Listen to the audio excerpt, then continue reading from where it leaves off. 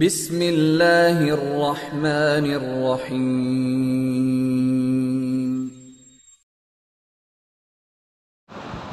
بسم اللہ الرحمن الرحیم الحمد للہ وکفی وسلام علی عباده الذین اصطفى اما بعد فاعوذ باللہ من الشیطان الرجیم بسم اللہ الرحمن الرحیم یا ایہا الذین آمنوا ادخلوا فی السلم کافۃ ولا تتبعوا خطوات الشیطان انہ لکم عدو مبین صدق اللہ العظیم قال النبی صلی اللہ علیہ وسلم ترکت فیکم امرین لن تضلوا ما تمسكتم بهما کتاب اللہ وسنت رسوله او كما قال النبی صلی اللہ علیہ وسلم۔ دوستو بزرگو،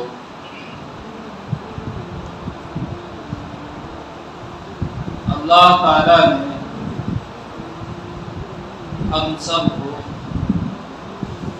جو شریعت عطا فرمائی ہے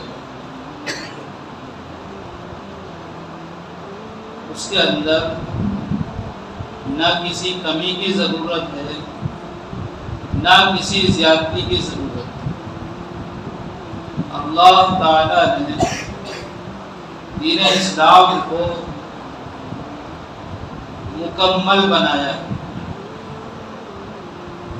اور پاکیزہ بنایا، مقدس بنایا، اور جو انسان، جو افراد، جو قوم اس مذہب سے وابستہ ہو جاتی ہے، اللہ تعالیٰ اس کو بھی مقدس اور پاکیزہ بنا دیتے ہیں۔ اللہ تعالیٰ نے مذہب اسلام کو بنایا ہی کچھ اس طرح ہے کہ جو اس میں آ جاتا ہے، جو اس کو سمجھ لیتا ہے، وہ اپنی ہر چیز کو قربان کر دیتا ہے، لیکن مذہب اسلام کو نہیں چھوڑتا۔ اور دیکھا جائے یہ بات بالکل واضح ہے کہ جس چیز کی حقیقت سمجھ میں آ جاتی ہے اس چیز کے لیے محنت کرنا، کوشش کرنا، قربانی دینا، یہاں تک کہ بڑے سے بڑے مرحلے سے، حادثے سے، آزمائش سے گزرنا آسان ہو جاتا ہے۔ اور اگر حقیقت سمجھ میں نہ آئے تو اس کا خیال لانا بھی انسان کو جو ہے ناگوار گزرتا ہے، اس کے بارے میں سوچنا اور اس کی باتیں کرنا یا اس کا تذکرہ سننا یہ بھی ناگوار گزرتا ہے۔ تو سارا معاملہ حقیقت پر ہے۔ ہم جو دیکھ رہے ہیں موجودہ زندگی میں، اسلام کی ایک شکل ہے۔ اگر یہ شکل حقیقت میں تبدیل ہو جائے تو پھر وہ فتوحات اور وہ مدد اور وہ نصرت جو کسی زمانے میں نبیوں کے ساتھ تھی، نبیوں کے ماننے والے صحابہ کے ساتھ تھی، اللہ والوں کے ساتھ تھی، وہ مددیں ہم لوگوں کے ساتھ بھی ہو سکتی ہیں، اس لیے کہ اللہ تعالیٰ نے جو وعدہ کیا ہے وہ حقیقت پر کیا ہے، شکل و صورت پر کوئی وعدہ نہیں ہے۔ اگر حقیقت کے ساتھ شکل و صورت ہوگی تو اجر بڑھا دیا جائے گا، اور ایسا ہو نہیں سکتا کہ حقیقت زندگی میں آ جائے اور اس کے اثرات شکل و صورت میں ظاہر نہ ہو، ایسا ہو نہیں سکتا۔ ایک انسان ہے اور ایک اس کی تصویر ہے. تصویر میں انسان بظاہر بڑا خوبصورت نظر آتا ہے، لیکن وہ سن نہیں سکتا، بول نہیں سکتا، وہ حرکت نہیں کر سکتا. حقیقت میں انسان چاہے بدصورت نظر آ رہا ہو لیکن وہ بول بھی سکتا ہے، سن بھی سکتا ہے، بات چیت بھی کر سکتا ہے، وہ اپنا دفاع بھی کر سکتا ہے، اس لیے کہ وہ جاندار ہے. تو تصویر بے جان ہوتی ہے اور جو حقیقت ہوتی ہے وہ جاندار ہوتی ہے. جوس کارنر پہ آپ جائیں تو وہاں پر آم کی، انگور کی تصویریں بنی ہوئی ہوتی ہیں، دیکھنے میں بہت خوبصورت نظر آتی ہیں، لیکن اس میں ذائقہ نہیں ہوتا، ٹیسٹ نہیں ہوتا اس میں. حقیقی جو آم ہے، انگور ہے، انار ہے، سیب ہے، دیکھنے میں اگرچہ اتنے اچھے نہیں لگتے ہوں، لیکن جب کھائیں گے تو ٹیسٹ اچھا آئے گا، وہ ذائقہ دار ہوتے ہیں. پتہ کیا چلا کہ حقیقت اگرچہ دکھنے میں اچھی نہیں لگ رہی ہو لیکن جان اسی حقیقت کے اندر ہے. اور صورت اور شکل چاہے جتنی خوبصورت نظر آ رہی ہو، شکل و صورت میں کچھ طاقت نہیں ہوتی. شکل و صورت معیار کامیابی ہے ہی نہیں. حقیقت پر اللہ تعالیٰ نے کامیابی رکھی ہے، شکل و صورت پر کامیابی نہیں رکھی. ٹوپی لگا لینا، داڑھی رکھ لینا، کرتا پاجامہ پہن لینا، یہ شکل و صورت ہے، لیکن اس کے مطابق اندر کا یقین اگر نہ بنے، جس مذہب کو ہم مانتے ہیں اس مذہب کے بارے میں علم نہ ہو، معلومات نہ ہو، اور معلومات ہے تو عمل نہ ہو، تو یہ شکل و صورت کے ہی درجے میں ہیں جب تک کہ زندگی عمل کے مطابق نہ ہو جائے. تو اسلام کمزور اور خصوصا مذہب نہیں ہے. جب سے دنیا میں آیا ہے جب ہی سے اس کو مٹانے کی سازشیں ہو رہی ہیں اور ہوتی رہیں گی. اسلام کو نہ کوئی مٹا پایا ہے نہ ہی کوئی مٹا سکتا، اس لیے کہ اللہ تعالیٰ نے اس دین کو، اس مذہب کو آخری مذہب بنا کر اس دنیا میں بھیجا ہے. مذہب اسلام کے بعد کوئی مذہب نہیں آئے گا. جو پیغمبر آتے تھے، پیغمبروں کا سلسلہ ختم ہو گیا ہے، اب کوئی پیغمبر نہیں آئے گا. اللہ تعالیٰ نے قرآن کریم میں جگہ جگہ اس بات کو بیان فرمایا. ما كان محمد ابا احد من رجالكم ولكن رسول الله وخاتم النبيين، کہ محمد صلی اللہ علیہ وسلم آخری نبی ہے. آیت کا پیغام تو بہت لمبا ہے، موضوع چینج ہو جانے کی وجہ سے ادھر نہیں جا رہے. آخری نبی ہے. اسی طرح سورۃ البقرہ کے پہلے صفحے پر اللہ تعالیٰ اس بات کو بیان کر رہے ہیں، متقیوں کی صفات بیان کر رہے ہیں. الف لام میم ذالک الکتاب لا ریب فیہ ھدی للمتقین، کہ قرآن کریم میں ذرے کے برابر بھی شک و شبہ نہیں ہے. شک و شبے سے بالا تر یہ کتاب ہے. ھدی للمتقین، اور جو لوگ منزل کی جستجو میں ہیں، حقیقت کی تلاش میں ہیں، حق تک اور حقیقت تک پہنچنا چاہتے ہیں، رہنمائی چاہتے ہیں کہ ہمیں صحیح راستہ ملے، ایسے لوگوں کے لیے جن کو صحیح راستے کی، حقیقت کی، حق کی تلاش ہے، یہ قرآن کریم ان کے لیے ہدایت نامہ ہے، گائیڈ لائن ہے، گائیڈ بک ہے. ھدی للمتقین. اب ان کی صفات بیان کی ہے کہ وہ متقی کون ہیں، جو صحیح راستے کی تلاش میں ہیں. وہ لوگ ہیں کون؟ فرمایا الذین یؤمنون بالغیب، غیب پر ایمان رکھتے. الذین یؤمنون بالغیب، متقی وہ ہیں جو غیب پر ایمان رکھتے ہیں. اور آگے دوسری صفت بیان کی، الذین یؤمنون بالغیب ویقیمون الصلاۃ، نماز قائم کرتے ہیں، ومما رزقناہم ينفقون، اور جو کچھ ہم نے دیا ہے اس میں سے خرچ کرتے ہیں. یہ تیسری صفت. اب آگے اصل بات کو بیان کیا جا رہا ہے جو میرے عنوان اور موضوع سے متعلق ہے. والذین یؤمنون بما انزل الیک من قبلک، اور ایمان لاتے ہیں اس چیز پر جو آپ پر اور آپ سے پہلے نبیوں پر نازل ہوئی. پہلے کا ذکر ہے، بعد کا ذکر نہیں. پتہ کیا چلا کہ بعد میں کوئی نبی آنے ہی والا نہیں. جب پہلے کا ذکر کیا ہے تو بعد والوں کا بھی ذکر ہوتا.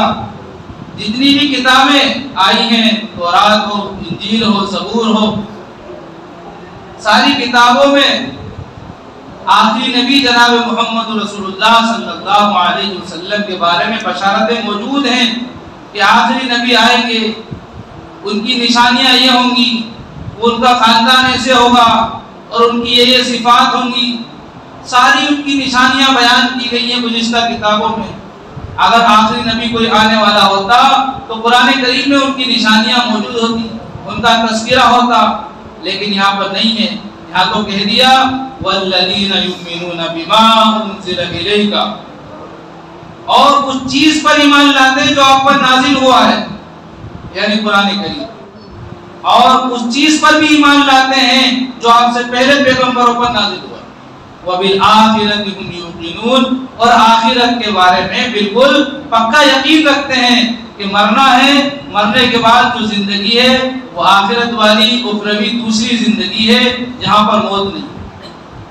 یہ ہے متقی جن کی صفات بھی بیان کی گئی. ایسے لوگ جن کے اندر یہ صفات پائی جاتی ہیں وہ قرآن کریم سے پورا فائدہ اٹھاتے ہیں. اللہ تعالیٰ نے سند بھی بیان کر دی، اولئک علی ھدی من ربہم، یہی لوگ ہیں جو اپنے رب کی ہدایت پر ہیں. وَأُولَٰئِكَ هُمُ الْمُفْلِحُونَ، اور یہی لوگ ہیں جو پورے کامیاب ہونے والے ہیں.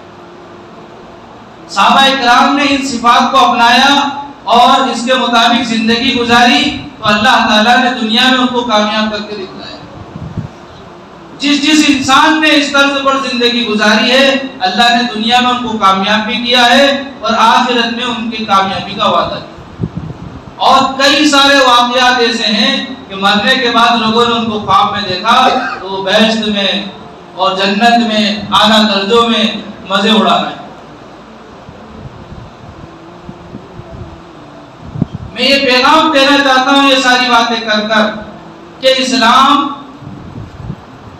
ایک مکمل نظام حیات ہے، زندگی گزارنے کا ایک دستور ہے، ایک آئین ہے، ایک لا ہے، ایک قانون ہے. اس کے مطابق جو انسان چلے گا وہی دنیا میں سرخروئی دیکھے گا، وہی کامیابی کا چہرہ دیکھے گا، وہی سکون اور اطمینان کی زندگی دیکھے گا. جب اسلام ایسا مذہب ہے جو لوگوں کو سکون فراہم کرتا ہے، عزت دیتا ہے، اطمینان کی زندگی عطا کرتا ہے، تو پتہ کیا چلا دوسروں کا سکون چھینتا نہیں ہے.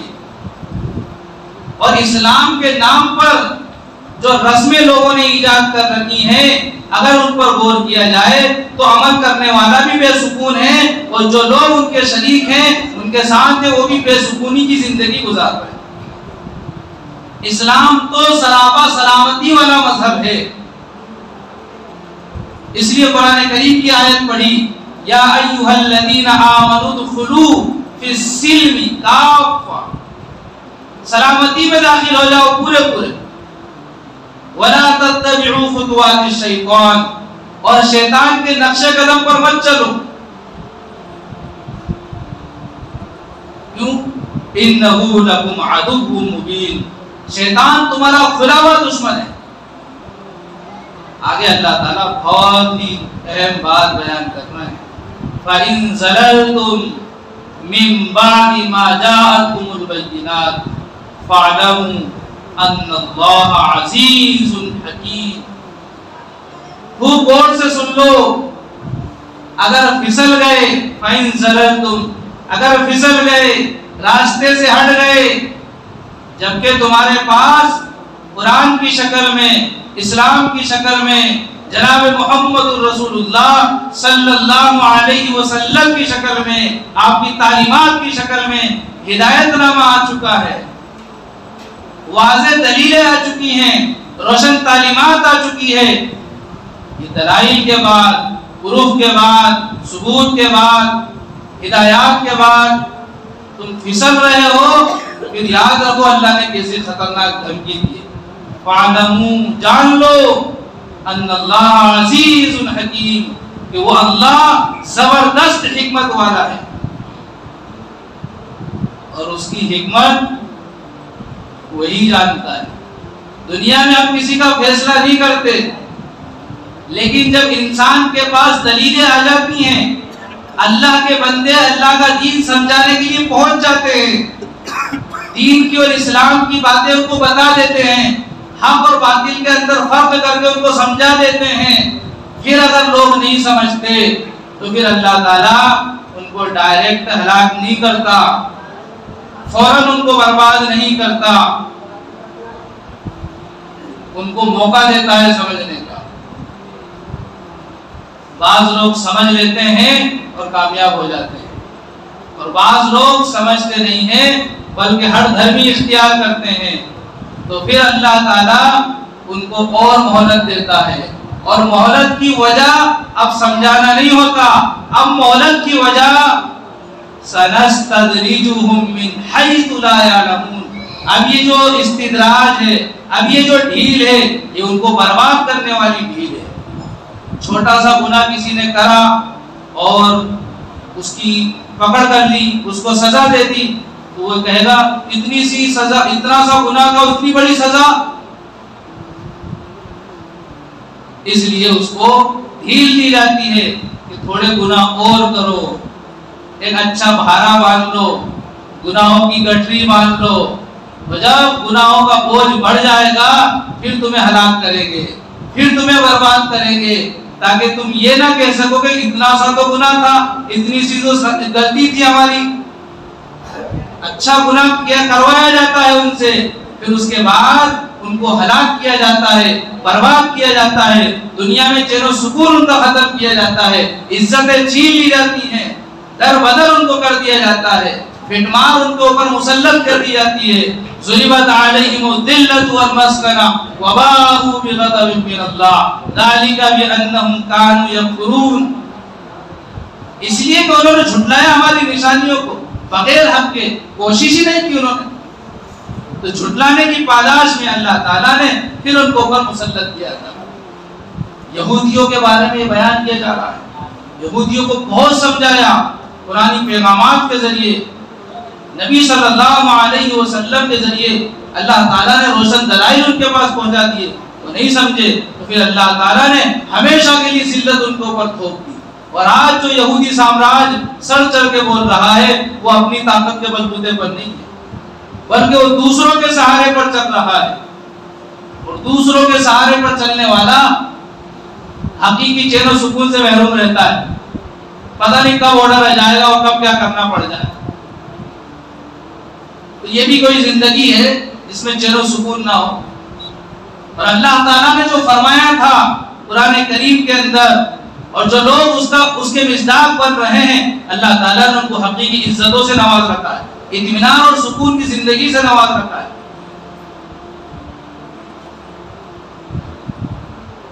دوستو بزرگوں، اسلام تو اطمینان کی زندگی فراہم کرنے والا مذہب ہے. اسلام ماتم کرنا نہیں سکھاتا، اسلام جلوس نکالنا نہیں سکھاتا. اسلام جو ہے عزت کی اور شان کی زندگی عطا کرتا ہے. لیکن جو لوگ اسلام کے نام پر، مذہب کے نام پر یہ ساری خرافات کر رہے ہیں، ان لوگوں کو سوچنے سمجھنے کی ضرورت ہے. پورے اسلام میں داخل ہو، یہ اسلام کا مطالبہ ہے، قرآن کا مطالبہ ہے، اللہ کا مطالبہ ہے.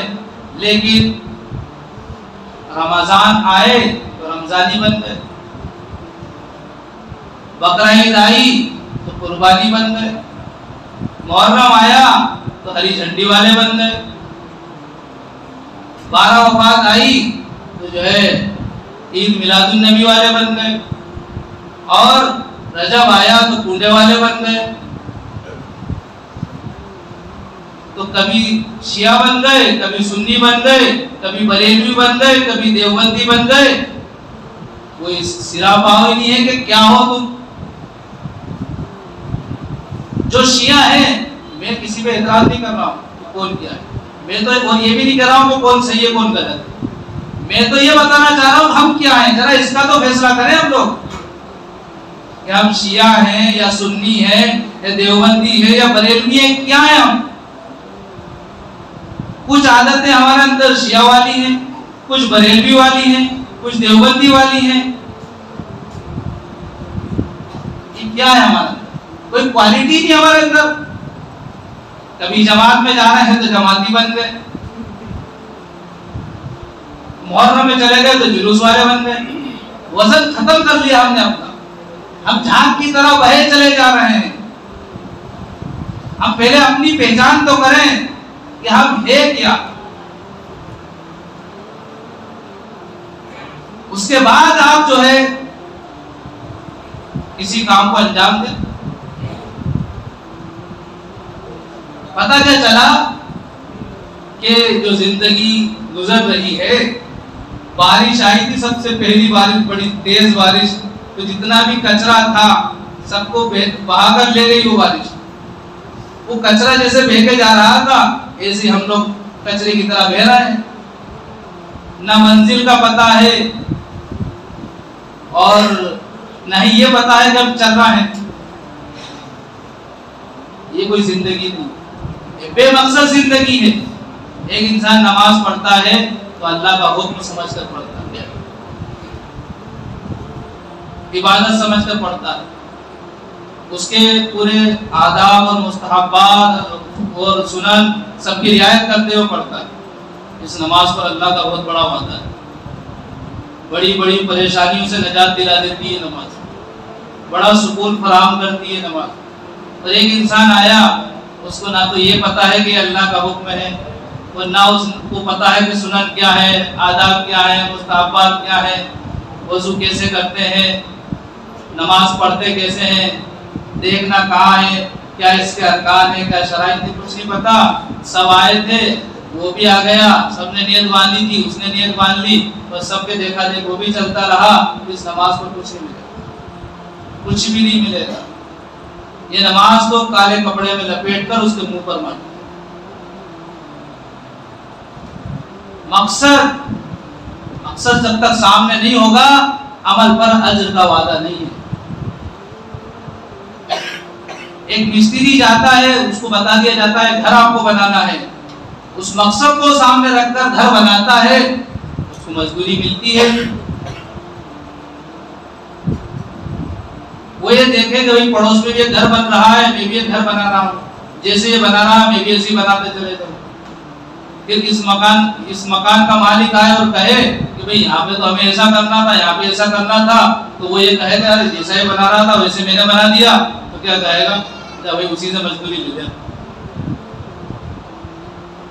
مقصد ہے، مقصد کے تحت جو جیتے ہیں انہی کے ساتھ اللہ کی مدد ہوتی ہے۔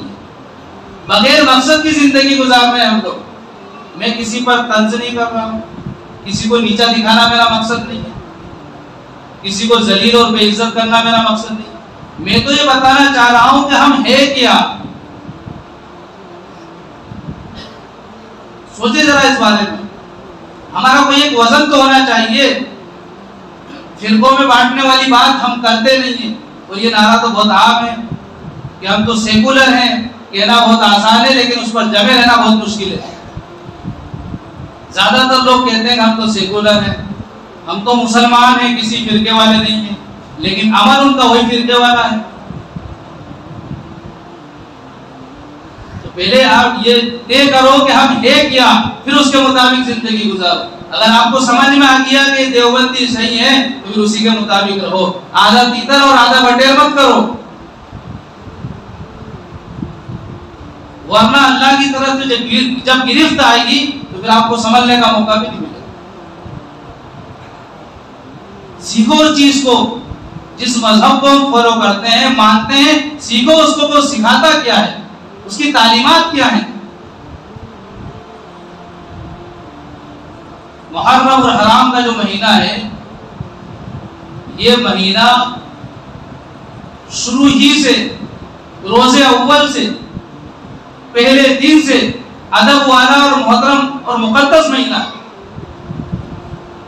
آپ جانتے ہیں موسیٰ علیہ السلام کب آئے تھے دنیا میں؟ ہمارے نبی صلی اللہ علیہ وسلم سے تقریباً 650 سال پہلے تو حضرت عیسیٰ علیہ السلام آئے تھے، اور ان سے بھی ہزاروں سال پہلے جو ہے حضرت موسیٰ علیہ السلام آئے۔ تو ہزاروں سال پہلے حضرت موسیٰ علیہ السلام آئے تھے، وہ واقعہ مشہور ہے اس لیے وہی بتا رہا ہوں، ورنہ اس محرم کے مہینے میں اور محرم کی 10 تاریخ میں تو بڑے بڑے کام ہوئے، لیکن جو چیز ہم نے سن رکھی ہے وہی بتا دوں تاکہ بات سمجھ میں بھی آ جائے اور اس کا استحضار بھی ہو جائے۔ موسیٰ علیہ السلام اپنی قوم کو لے کر جا رہے تھے، راستے میں سمندر پڑا، پیچھے فرعون کا لشکر آ گیا۔ قوم نے کہا کہ موسیٰ تو نے تو ہمیں مروا دیا۔ موسیٰ علیہ السلام نے فرمایا کہ اللہ میرے ساتھ ہے، ضرور مدد کرے۔ تو اللہ تعالیٰ نے موسیٰ علیہ السلام کو حکم دیا کہ اپنا جو ہاتھ میں عصا ہے اس کو سمندر پر مارو، تو 12 راستے بن گئے۔ اور یعقوب علیہ السلام کے 12 بیٹے تھے، اور 12 بیٹوں سے جو نسل چلی تھی وہ 12 خاندانوں میں بٹی تھی، اس لیے 12 راستے بنے، اور 12 کے 12 الگ الگ راستے سے نکل گئے۔ اور فرعون جب آیا تو دیکھا راستے بنے ہوئے ہیں، اس نے کہا دیکھو میرے آنے سے پہلے ہی سمندر نے راستے دے دیے، سمندر میں بھی میری حکومت چلتی ہے۔ بیچ میں گیا، اللہ تعالیٰ نے سمندر کو ملا دیا، تو پھر کیا ہوا؟ فرعون اسی دریا میں غرق ہو گئے۔ موسیٰ علیہ السلام اور ان کی قوم نجات پا کر چلے گئے۔ تو انہوں نے اس خوشی میں کہ اللہ تعالیٰ نے ہمارے دشمن فرعون کو غرق کر دیا اور ہمیں اتنی بڑی آزمائش سے اور ایسے حالات سے ہمیں نجات دے دی، اس لیے انہوں نے خوشی میں 10 محرم کو روزہ رکھا۔ تو یہودی اسی وقت سے روزہ رکھتے تھے جب نبی صلی اللہ علیہ وسلم مکے سے ہجرت کر کے مدینہ تشریف لے گئے، تو دیکھا کہ وہاں یہودی روزہ رکھ رہے ہیں، اور معلوم کیا تو پتہ چلا کہ موسیٰ علیہ السلام کو جو نجات ملی تھی اس کی خوشی میں روزہ رکھ رہے ہیں۔ تو آپ نے فرمایا کہ موسیٰ علیہ السلام کو تو ہم تم سے زیادہ مانتے ہیں، اس لیے ہم زیادہ حقدار ہیں کہ ہم روزہ رکھیں، لیکن یہودیوں سے مشابہت نہیں ہونا چاہیے، اس لیے ہم اس سال تو 10 کا رکھ رہے ہیں، لیکن آئندہ سال 9 تاریخ کا بھی رکھیں گے اور 10 کا بھی رکھیں گے۔ اور علماء نے مسئلہ لکھا کہ اگر 9 تاریخ کو نہیں رکھ پاؤ تو 10 کے ساتھ 11ویں تاریخ بھی ملا۔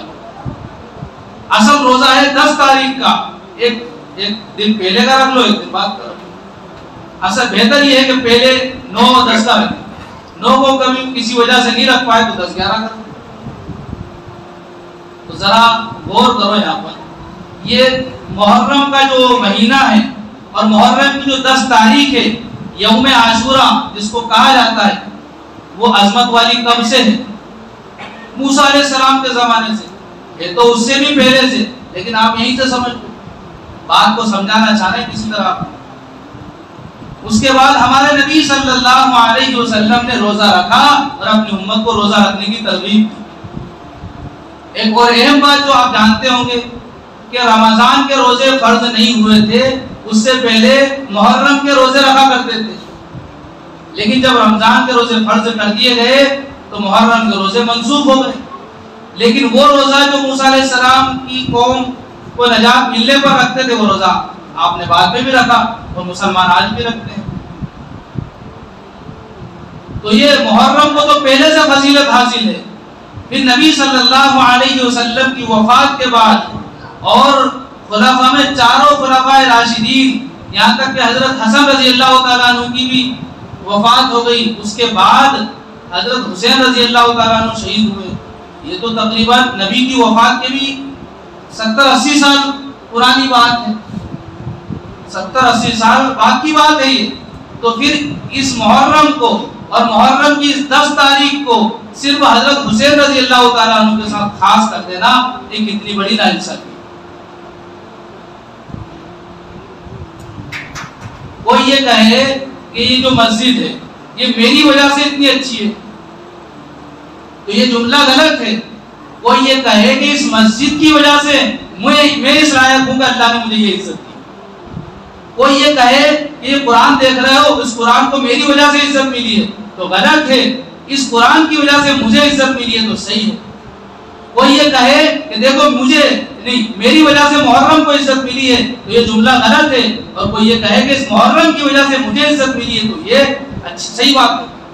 تو محرم کے مہینے میں اور محرم کی 10 تاریخ میں حضرت حسین رضی اللہ تعالیٰ عنہ کو شہید کیا گیا.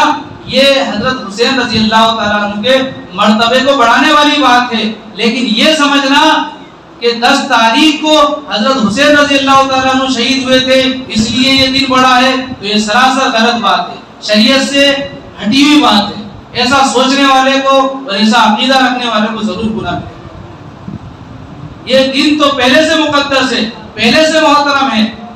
اس دن حضرت حسین رضی اللہ تعالیٰ عنہ شہید ہوئے ہیں تو یہ ان کے مقام و مرتبے کی دلیل ہے کہ دیکھو ان کی شہادت ایسے مبارک دن میں ہوئی ہے. جیسے ہم کہتے ہیں کہ فلاں انسان رمضان میں انتقال ہوا ہے, فلاں کا جمعے میں انتقال ہوا ہے, فلاں کا نماز میں انتقال ہوا ہے, فلاں کا شب قدر میں انتقال ہوا ہے. تو یہ دن تو پہلے سے محترم اور مقدس ہیں. یہ اوقات تو پہلے سے اچھے اور متبرک اوقات ہیں. ان اوقات میں کسی کا انتقال ہو جائے تو وہ بھی جو ہے قیمت والا بن جاتا ہے. آ رہی بات سمجھ میں؟ تو دوستو بزرگوں یہ بڑا مغالطہ امت کو لگا ہوا ہے اور اسی وجہ سے 10 محرم کو یہ بہت ساری خرافات لوگوں نے ایجاد کر دی. تو ہمیں یہ سمجھنا چاہیے کہ ہم کس مسلک کو مانتے ہیں. میں مسلک کی دعوت نہیں دے رہا ہوں, لیکن جیسا کہ میں نے شروع میں کہا یہ درمیان میں کہ ہر انسان کہتا ہم سیکولر ہیں, کہنا آسان ہے لیکن اس کے مطابق جینا بڑا مشکل ہے. آپ نے کہا تھا آپ اس کے مطابق جیو, میں مسلمان ہوں مطلب اسی پر چلوں گا جو اللہ کا حکم ہے, جو پیارے رسول کا طریقہ ہے. پھر یہ شہادت تو نبی کے بہت بعد میں ہوئی ہے.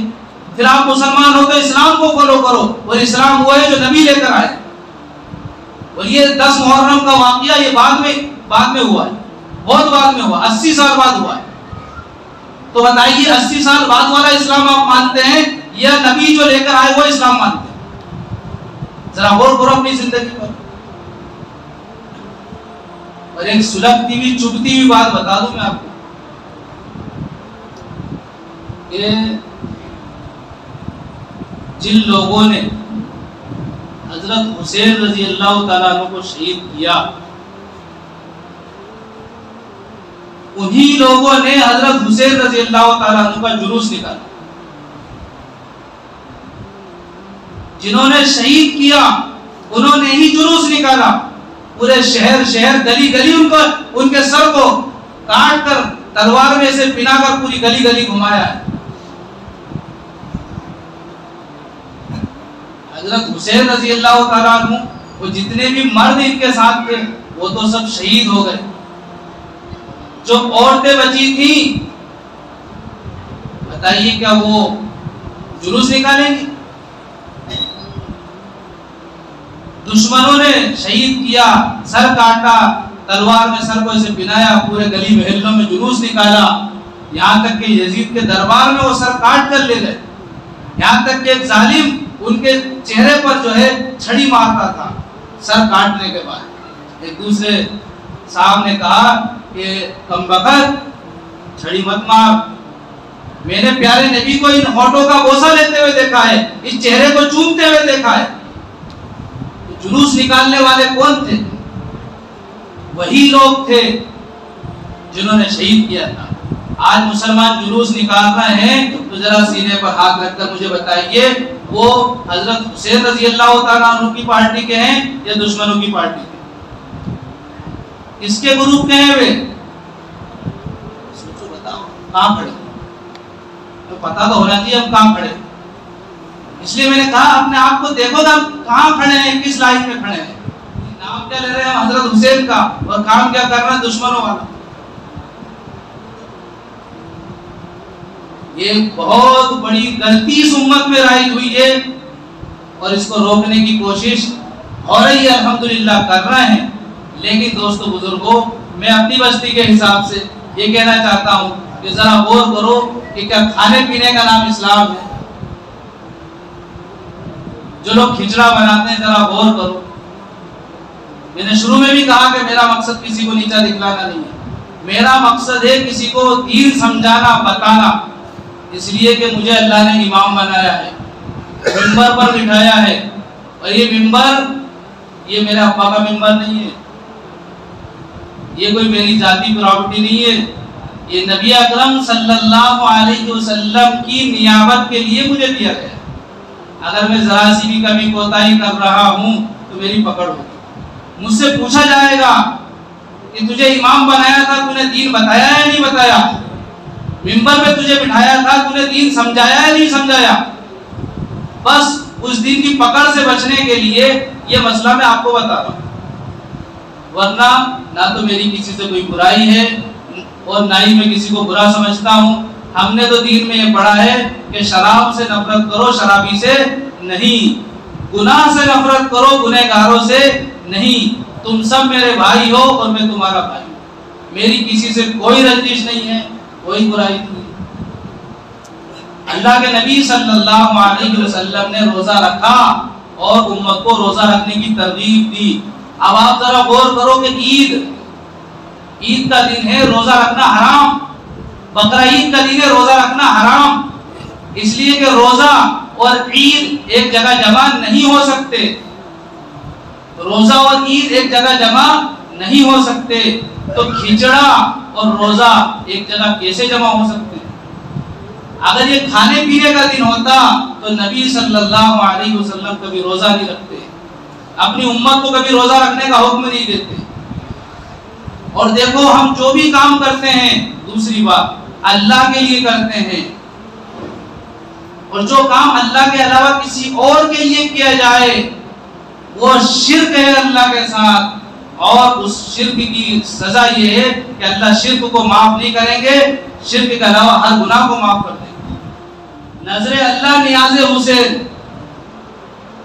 نظر اللہ نیاز حسین، یہ میں نے خود لکھا ہوا دیکھا ہے، کھچڑا حضرت حسین کے نام پر بنایا جاتا ہے۔ تو دوستو بزرگوں، ہم تو اللہ کے لیے کرنے والے ہیں سب کام۔ حضرت حسین نبی کے نواسے ہیں، ہماری جان سے زیادہ بڑھ کر ہے، ان کی پیروں کی دھول کے برابر بھی نہیں ہم، ان کا مقام و مرتبہ تو اللہ نے دیا ہے، جنت کے جوانوں کے سردار ہیں وہ جنت میں سب جوان رہیں گے، تو پتہ کیا چلا سارے مردوں کے سردار ہیں، اور ان کی امی حضرت فاطمہ وہ ساری عورتوں کی سردار ہیں، مرتبہ تو اللہ ان کو دے چکا ہے، وہ تو ان کو مقام ملنا ہے کہ وہ ہمارے کھچڑے کے بھوکے نہیں ہیں، لیکن یہ کھچڑا ان کے نام پر کھلا کر ہم اللہ کے ساتھ شریک کر رہے ہیں، اور شرک کا گناہ بہت خطرناک ہے۔ تیسری بات میں یہ کہنا چاہتا ہوں، اگر کوئی انسان ایصال ثواب کے لیے کر رہا ہے، مثال کے طور پر میں چاہ رہا ہوں کہ میرے نانا کے نام سے میں کسی کو کھانا کھلاؤں، تو کس کو کھلاؤں گا؟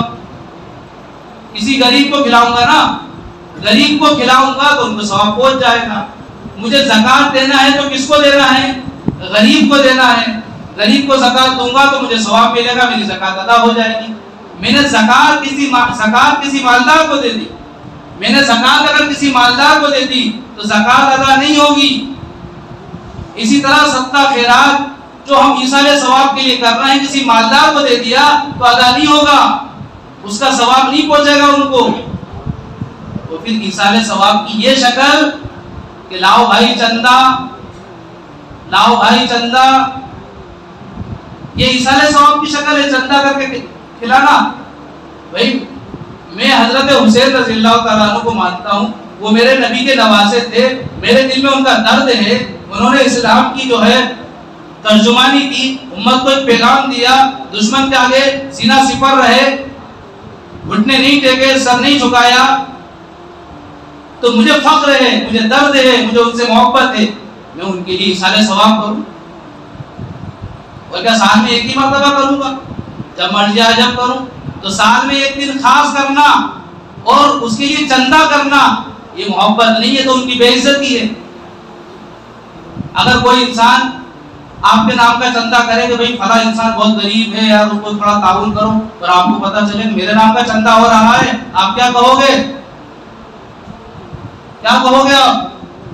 کہ میرے چاہنے والے ایسے نالائق ہیں کہ مجھے غریب اور مظلوم گھوشت کر کے میرے نام کا چندہ کر رہے ہیں۔ غصہ آئے گا کہ نہیں آئے گا؟ تو یہ ان کے ساتھ زیادتی ہے، ظلم ہے ان کے ساتھ۔